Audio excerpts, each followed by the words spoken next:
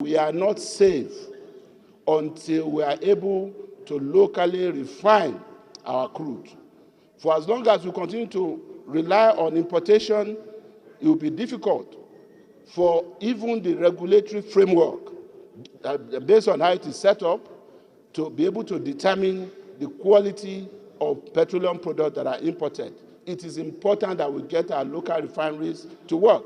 It's also essential that whichever local refinery that we have now must be saved from collapse and frustration. If we have been told as a nation that our refineries were under repair, and over $4 billion had been invested in this by government at different times, and we have been given different dates when these refineries will be up and running, and none of those dates had worked. I think it is important for us as elected representatives of the people to be able to bring NNPC and their contractors to ask the question, what is going on? When will these refineries be ready? And it's not just about completion of refineries, because that's a technical term, but come and tell the Nigerian people through us about the start-up dates for these refineries.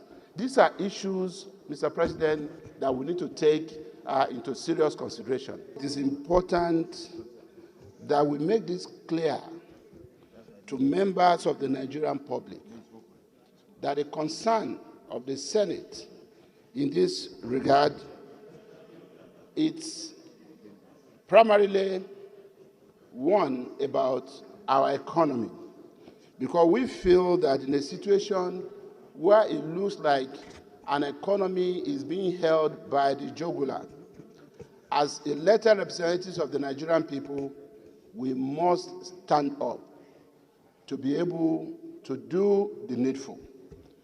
Primarily as well, this is also about issues that border on public health. When hazardous petroleum products are imported into a country, diesel, jet fuel, and all that, it has three significant implications. One, negative impact on public health, which by extension leads to a reduction in the lifespan of the citizens of the country, whose health are negatively impacted on, especially their respiratory system. Number two, it also has significant impact on the environment.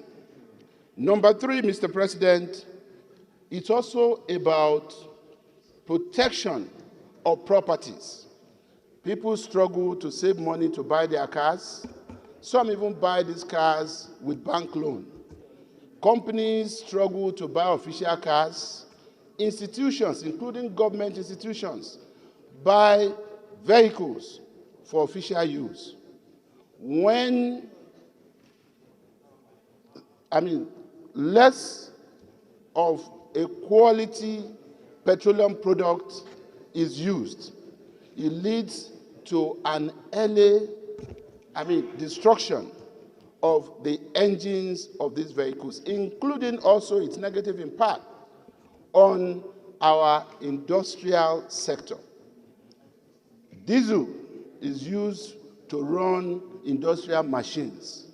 So when you bring in, substandard petrol or diesel, what you're also saying is that you are killing, those industrial machines, you are killing the industrial sector. So all of these are issues of significance that make it essential for us as a Senate to holistically look into these issues. It's important, Mr. President, to highlight the summary of this motion. And the summary of this motion precisely gives us the tragic history, the tragic history of Nigeria as a nation. As an oil-producing nation for 50 years or thereabout, this nation is still battling with the issue of auditing, the issue of sampling, and the issue of fault validation. In other climes across the world, these are given, but because we're a nation that has not shown any capacity, any seriousness, especially in this sector that we all depend on. And that's why we're having issues within the industry. Finally, Mr. President, if this is what the 10th Senate will achieve in its 4 years existence going forward, if this is the only thing that the 10th Senate will achieve, please, for God's sake, let's try to achieve it. Let's show Nigerians that is not business as usual. Let's understand the perception outside there. Let's do what you can do and do everything in the open to satisfy skeptics about the 10th Senate. It is important that we recognize the issues raised. And it is very imperative that once we can achieve the objectives of this motion, I am sure history will recall the 10th Senate as an achiever. It is important for those who will be in this ad hoc committee to understand Nigerians have a question mark about what we can do or we cannot do. But sufficiently, the Constitution has given us powers to be able to delve into issues like this and bring about positive change and positive transformation. I so move, and I think everybody should support this motion. It is not late in coming. It is imperative that we understand the dynamics as it is. It is important to make a difference. We do have saboteurs. Around the country, people blame politicians for all sorts of things that are not working well. Yet, we have people who are just appointees of government, who sabotage the laudable objective of Parliament. Mr. President, I watched in the news when you led a delegation to visit a Nigeria refinery that is capable of producing diesel of appropriate standard. The decision, therefore, by the management of, that's paragraph 5, aware that NNPC has persistently continued to issue import licenses of diesel and yet despite sufficient local production capacity. Mr. President, this is sabotage. Real sabotage of the Nigerian nation. Endangering jobs, good-paying jobs of Nigerians who are working in these refineries to produce this product. The much advertised benefit of local refining, which NNPC has used time and time again to pump all sorts of money into maintenance of Nigeria refineries. Now we have refineries that are working. And a Nigeria who believes in the future of our country at a time when the pressure on foreign exchange is so strong that the naira is plummeted every day. A Nigeria finds comfort in the words of this, in this particular paragraph, to continue to issue licenses for the importation of substandard, dangerous chemicals in the name of diesel. I agree absolutely that we need to have a strong, well-paneled ad hoc committee to carry out thorough investigation and to investigate the leadership of the institution that is responsible for issuing these licenses. Mr. President, until we begin to punish, dismiss, and prosecute people who are undermining our collective well-being, we're going to smile away. I do not believe that these are errors of the head. I believe the gentleman or gentlemen involved in this are doing it on purpose to collect rent for their pocket and undermine the economy of Nigeria. Your visit to Lagos was very well appreciated because the parliament must see what is going on in different parts of the country.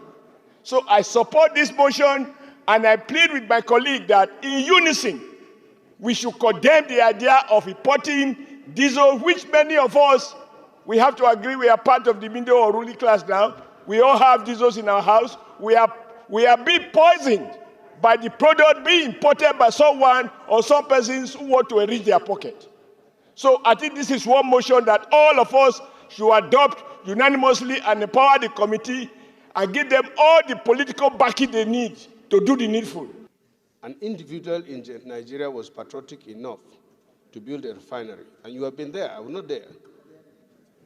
He complained that if he had known that he would go through what he has gone through, he wouldn't have started that patriotic and giant project. Yet, he said he's not the person that gives up. He clearly said that the IOCs are frustrating his efforts. Last week or so, fire caught part of the refinery. But fortunately, it has not affected the refinery so much. But coming back to my question. Point of order. Okay. Point of order. The investigation, as suggested by our colleagues, should be holistic, very holistic. And that is also to unveil why somebody is producing diesel in the country and he had to go out to look for foreign market to sell the product. On the other hand, polluted or toxic diesel is being imported into the same Nigeria. These are questions that the committee should actually find out, investigate, and as my chairman suggested, those involved should actually be brought to book so that this kind of thing that is going in and killing our country should not repeat itself. That you will extend my time of contribution. Extended. Having said that, recently, the Dangote Refinery started production of diesel. But he had to sell it out. He has to export it. Because he has to go through a process to supply, to make that supply, to make those the diesel available in Nigeria. Oil today has been the live wire of our economy. Virtually every sector, when you looked at it, what happens in that industry has a lot of implication on the others. Today, you can see the spate of cancer in this country is to do with the pollution we have in this country. The pollution is too high. Notwithstanding that, if we looked at the PIA itself, the Petroleum Industry Act itself, Mr. President, there is need for the National Assembly to take and have another look at that act. The powers arrogated to somebody is enormous, that a lot of things are not going right. If we have unbundled NNPC, then some people should be held responsible for not doing what they're supposed to do. But we have unbundled NNPC, but also at the same time tie their hands and they cannot do anything. We have somebody that has been very courageous, just as the deputy leader said. Dangote established a refinery, and which is almost the biggest refinery today in the world. Nobody is encouraging him. Nothing is being done to encourage him. He has to go to the United States to buy crude oil. Our Nigerian crude oil is one of the best when it is refined. We have so many things in it. He will pay for this crude oil. He will not even get it as at when he wanted it. So what are we doing to ourselves? And we keep importing something that will kill us for the sake that few people want to make more money. So, Mr. President, my view is that it's not only to checkmate what is happening as by the importation of oil in this country, fuel in this country, but we should look at the PIA itself. We are past the PIA. Can we now tell Nigerians that, or can NNPC tell us that we have had more than $300 million investment in this country from the time that we have enacted that law to now? When a country like Gabon, Angola, are having investments coming in, even Ghana here, we're over $12 billion, and nothing is coming to Nigeria. I think there is need for us to look at the PIA, make the necessary review if we want our oil and gas industry to blossom. Thank you, Mr. President. Thank you, Mr. President. My colleagues, Sunday Marshal Katung, I represent the people of Kaduna South Senatorial District. I rise to second this well laid out motion. The motion has been adequately argued. Justification for the investigation also clearly stated. The prayers are well defined. And because it is an investigative motion, Mr. President, I don't want us to preempt the issues. As justifiable as it is, I will urge that all of us support this motion and leave the investigative panel to come out with the results. Then we can come back and apply appropriate sanctions as recommended by the committee. That's the advice I want to proffer.